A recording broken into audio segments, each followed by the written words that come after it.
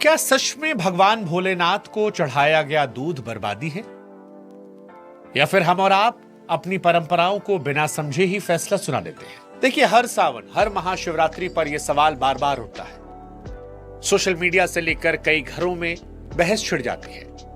हर साल वही तस्वीरें घूमती हैं, शिवलिंग पर गिरता सफेद दूध की धारा और उसके साथ वो सवाल जहां लोग कहते हैं कि भाई साहब, शिवलिंग पर दूध चढ़ाने से अच्छा है गरीब को बांट दो, किसी का पेट भर जाएगा। गैर धर्मों के लोग ये सवाल उठाते हैं, समझ में आता है, लेकिन हमारी भी नई पीढ़ी में जो नए बच्चे हैं, जिनजी, उनके दिमाग में भी डाल दिया गया है कि ये अंधविश्वास है, बर्बादी है, इससे अच्छा किसी गरीब का पेट पाल। और क्योंकि ये सुनने में भी इंसानियत भरा और नेक ख्याल लगता है, इसलिए आज की पीढ़ी में जो हिंदू बच्चे, सनातनी बच्चे हैं, वो इस पर यकीन भी करने लगे हैं। लेकिन सवाल यहां ये होना चाहिए कि क्या बहस दूध की है?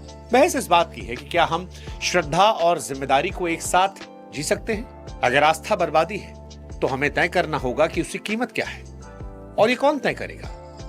क्योंकि हम अपनी रोजमर्रा की कई बर्बादियों पर सवाल नहीं उठाते, लेकिन भगवान के प्रति जो करते हैं उस पे हमें दुनिया याद दिला देती है कि भाई साहब ये बर्बादी है। इसलिए हमें लगा कि आज तर्कों के साथ इस विषय को उठाते हैं। ये विषय बहुत महत्वपूर्ण है, इसलिए हमारी आप लोगों से गुजारिश है कि अपने बाल बच्चों को सुनाइएगा। समाज में वो लोग जो कहते हैं कि शिवलिंग पर दूध चढ़ाना बर्बाद है, उनको दिखाइएगा। किसी गैर धर्म की किसी और चीज को हम हाईलाइट नहीं करेंगे, क्योंकि किसी को छोटा दिखाकर बड़ा बनना ये सनातन नहीं सिखाता। हम आपको तर्कों के साथ तथ्य देंगे। तो सबसे पहले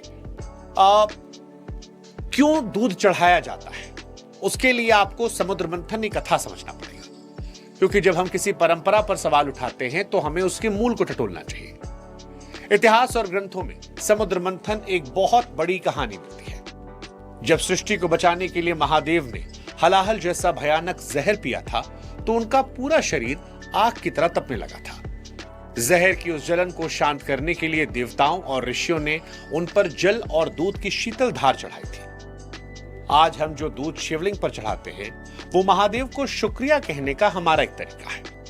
ये केवल एक रिवाज नहीं, उस रक्षक के प्रति हमारा गहरा सम्मान भी है। लेकिन यहां पर एक और गहरी समझ छिपी है, जिसे कुछ आध्यात्मिक विचारक भी बताते हैं। उनके अनुसार शिवलिंग पर दूध, घी या तेल चढ़ाना केवल पूजा नहीं है। ये पदार्थ पत्थर को समय के साथ टूटने और उसमें दरार पड़ने से ही बचाते हैं। यह हमारी प्राचीन समझदारी है जो हमारे विग्रहों को हजारों सालों तक सुरक्षित रखती है। अब बात करते हैं आयुर्वेदिक और वैज्ञानिक कारण को लेकर। अक्सर लोग पूछते हैं कि सबसे ज्यादा दूध जो है वो सावन के महीने में क्यों चढ़ाया जाता है। देखिए, आयुर्वेदिक मान्यताओं में यह माना गया है कि बारिश के मौसम में दूध का सेवन सीधे सेहत के लिए हानिकारक होता है। इस मौसम में चारों तरफ कीड़े मकोड़े बढ़ जाते हैं, जिन्हें पशु चर लेते हैं, जिससे दूध में पित्त बढ़ाने वाले तत्वों की संभावना बढ़ जाती है। हमारे पूर्वज हमसे कहीं ज्यादा समझदार थे, इसीलिए उन्होंने समझदारी से इस मौसम में दूध का सीधा उपयोग कम करने और उसे ईश्वर को समर्पित करने की परंपरा बनाई। यह सावधानी और श्रद्धा का एक अनोखा मेल है। जो चीज सेहत के लिए जोखिम भरी हो सकती है, उसे हमने भक्ति के माध्यम से प्रकृति को वापस लौटा दिया। ये एक कहानी है। इसके अलावा एक बात और ईमानदारी से मानिए कि किसी भी चीज को बेकार कहना गलत है। हाँ, अगर दूध नाली में बह रहा है, उसका लाभ किसी को नहीं मिल रहा, तो यह परंपरा का पालन नहीं है। अगर दूध नाली में जाता है तो यह प्रदूषण ही बढ़ाता है, जो महादेव को ही पसंद नहीं आएगा। समस्या परंपरा में नहीं है, बल्कि इंतजाम में है।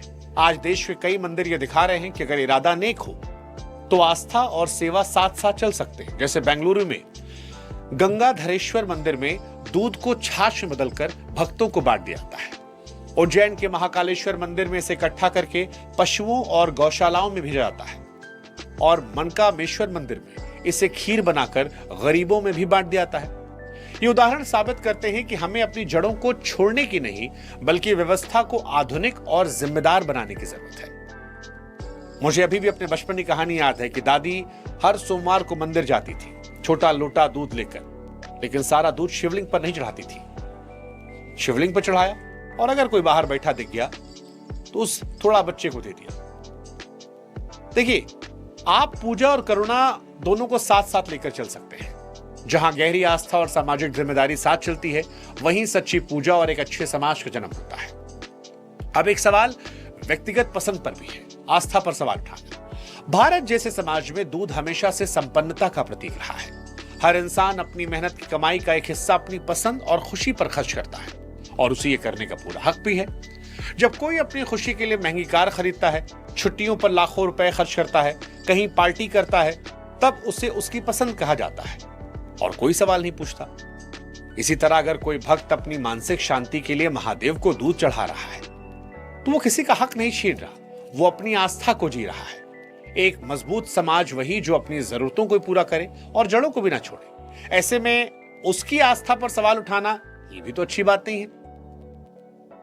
हम और आप बर्थडेज में कितने पैसे उड़ाते हैं, गाड़ी को इंजन ऑन करके छोड़ देते हैं। तो अगर कोई भक्त ये कर रहा है तो आपको भी सवाल उठाने का हक नहीं है। देखिए, जरूरी है गौरवशाली परंपराओं को तर्कों के साथ समझना। शायद हमें नई पीढ़ी से संवाद करना होगा कि श्रद्धा कोई पिछड़ापन नहीं है, ये मन को शांत रखने और असीम शक्ति से जुड़ने का तरीका है। जिसे लोग बर्बादी कहते हैं, वो असल में हमारी संस्कृति को जिंदा रखने का तरीका है।